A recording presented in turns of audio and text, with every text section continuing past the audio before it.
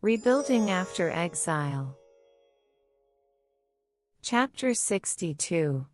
Return to Jerusalem.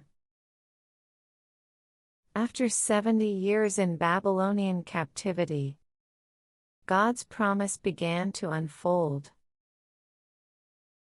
King Cyrus of Persia, who conquered Babylon, made a decree. The Lord, the God of heaven, has given me all the kingdoms of the earth. He has charged me to build him a temple in Jerusalem. Let his people return and rebuild. A remnant of exiles returned to Jerusalem under the leadership of Zerubbabel, and later Ezra the scribe. They faced opposition from enemies who tried to stop the rebuilding. But God encouraged them through the prophets Haggai and Zechariah. Together, they laid the foundation of the Second Temple and celebrated with joy.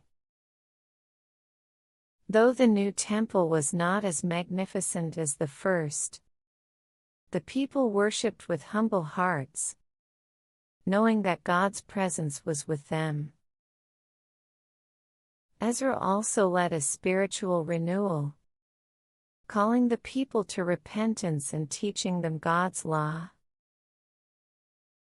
Later, Nehemiah, a trusted official in the Persian court, returned to rebuild Jerusalem's broken walls.